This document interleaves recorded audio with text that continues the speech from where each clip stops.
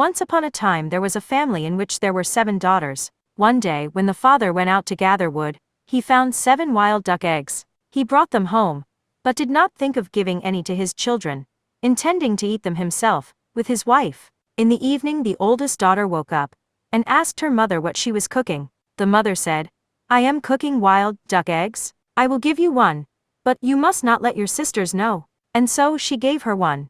Then the second daughter woke up, and asked her mother what she was cooking. She said, "Wild duck eggs. If you will not tell your sisters, I'll give you one." And so it went. At last the daughters had eaten all the eggs, and there were none left. In the morning the father was very angry with the children, and said, "Who wants to go along to grandmother?" But he intended to lead the children into the mountains, and let the wolves devour them there. The older daughters suspected this, and said, "We are not going along." But the 2 younger ones said, "We will go with you." And so they drove off with their father. After they had driven a good ways, they asked, "Will we soon get to grandmother's house?" "Right away," said their father. And when they had reached the mountains he told them, "Wait here, I will drive into the village ahead of you, and tell grandmother that you are coming." And then he drove off with the donkey cart. They waited and waited, but their father did not come. At last they decided that their father would not come back to fetch them, and that he had left them alone in the mountains. So they went further and further into the hills seeking a shelter for the night. Then they spied a great stone. This they selected for a pillow, and rolled it over to the place where they were going to lie down to sleep. And then they saw that the stone was the door to a cave. There was a light in the cave, and they went into it. The light they had seen came from the many precious stones and jewels of every sort in the cave, which belonged to a wolf and a fox. They had a number of jars of precious stones and pearls that shone by night. The girls said, "What a lovely cave this is. We will lie right down and go to bed." For there stood 2 golden beds with gold embroidered covers. So they lay down and fell asleep. During the night the wolf and fox came home, and the wolf said, "I smell human flesh." But the fox replied, "Oh, nonsense. There are no human beings who can enter our cave. We lock it up too well for that."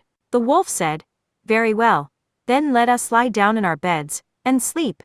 But the fox answered, "Let us curl up in the kettles on the hearth. They still hold a little warmth from the fire." The one kettle was of gold, and the other of silver, and they curled up in them. When the girls rose early in the morning, they saw the wolf and the fox lying there, and were much frightened. And they put the covers on the kettles, and heaped a number of big stones on them, so that the wolf and the fox could not get out again. Then they made a fire. The wolf and the fox said, "Oh, how nice and warm it is this morning.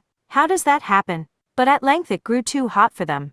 Then they noticed that the 2 girls had kindled a fire, and they cried, "Let us out. We will give you lots of precious stones, and lots of gold, and will do you no harm." But the girls would not listen to them, and kept on making a bigger fire. So that was the end of the wolf and the fox and the kettles. Then the girls lived happily for a number of days in the cave. But their father was seized with a longing for his daughters, and he went into the mountains to look for them.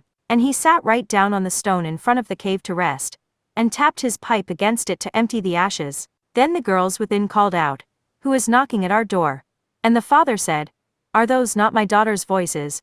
While the daughters replied, "Is that not our father's voice?"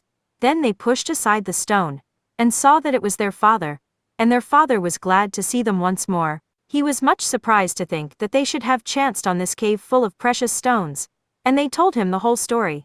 Then their father fetched people to help him carry home the jewels, and when they got home, his wife wondered where he had obtained all these treasures. So the father and daughters told her everything, and they became a very wealthy family, and lived happily to the end of their days. Note: the Cave of the Beasts is traditionally narrated